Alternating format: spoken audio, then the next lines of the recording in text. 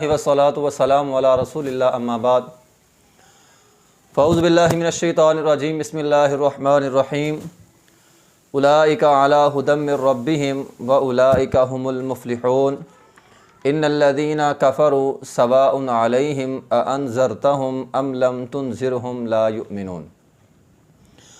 उलाइका यही वो लोग हैं अला हुदम मिर रब्बिहिम जो हदायत पर हैं अपने रब की तरफ से, व उलाइका हुमुल मुफ़्लिहून और यही वो लोग हैं जो फलाह पाने वाले कामयाब हैं।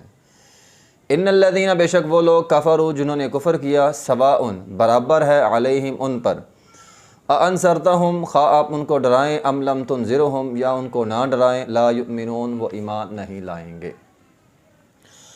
उलाइका यही वो लोग हैं अला हुदम मिर रब्बिहिम। कौन लोग हैं जिनका पीछे तज़किरा हुआ है?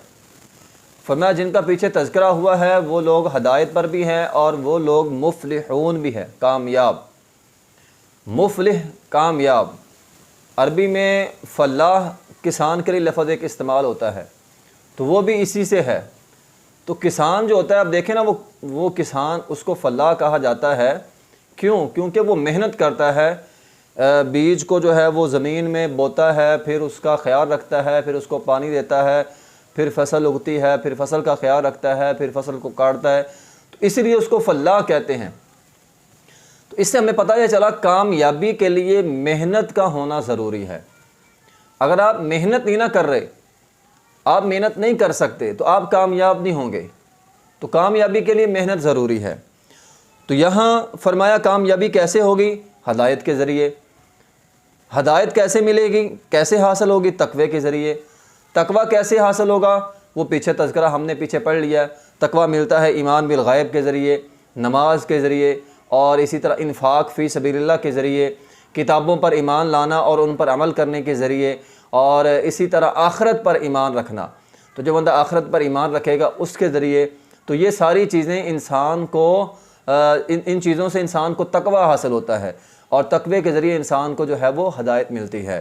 तो हदायत के लिए काम करना, मेहनत करना, नमाज पढ़ना, सदका व खैरात करना, अल्लाह पर पुख्ता यकीन यानी तौहीद, रिसालत, कुरान पढ़ना, ये सारी चीज़ें ज़रूरी हैं। अगर आप ये काम नहीं कर सकते तो फिर आपको तक़वा हासिल नहीं हो सकता, फिर आप हदायत पर नहीं हैं, फिर आप कामयाब नहीं हैं। तो कामयाबी के लिए, हदायत के लिए, तक़वे के लिए इन चीज़ों का होना ज़रूरी है।